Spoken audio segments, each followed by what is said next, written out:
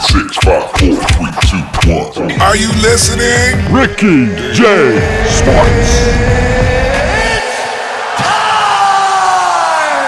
What is going on, my fellow YouTubers? This is Ricky J Baby from Ricky J Sports, and I gotta say much respect to EA Sports, man, because they listen to us. They are bringing back the rag dolls in EA Sports UFC 3. Yes, you heard me correctly.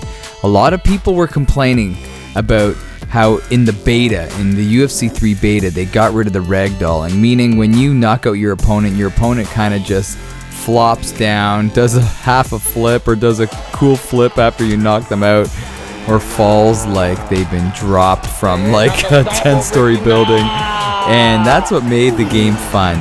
So these awesome developers at EA Sports actually listened to us and they made some changes. So I want you guys to listen to the clip and then I'm going to talk at the end. Hey everyone, Jeff Harrower here, lead gameplay engineer on EA Sports UFC 3, back with another video showing some of the improvements we've made post-beta.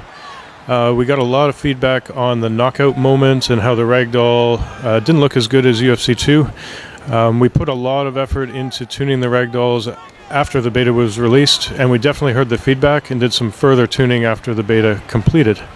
So I figured the best way to show you the knockouts is to bring out the heavyweights. We made the knockouts a lot more loose, a lot more natural, and you should get a lot more variety on the knockouts. We also changed the presentation in the KO moment to get rid of the KO zoom that a lot of people were complaining about. And there you go.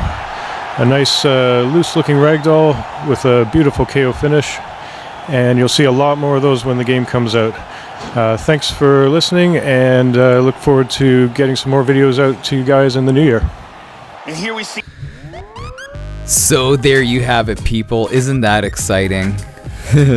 I really like how they zoomed out on the knockout animation, because the whole element of surprise when you knock out your opponent in UFC 2 made it so much fun, because it's just like a real fight. Sometimes you don't know if your opponent is hurt or if your opponent is gonna go nighty-night, and with that zoom in on the beta, it kind of eliminated that element of surprise. So I'm glad they dialed the camera back a little bit, and it's gonna add some more excitement with your fights, and especially adding the ragdoll back, bringing it back is a great thing that they did. I also want to make a note, I'm not going to make a video about this, but they listened to us, people, with respect to the submission game.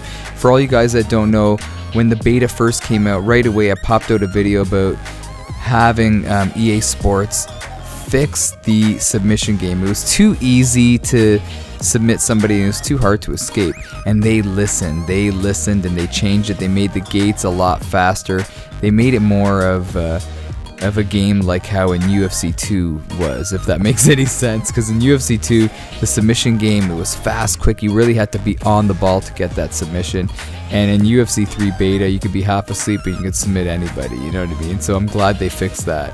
Anyhow, people, much respect to EA Sports for fixing the little glitches in the beta, and that's what we're all saying, man. Don't fret if you're upset about the beta.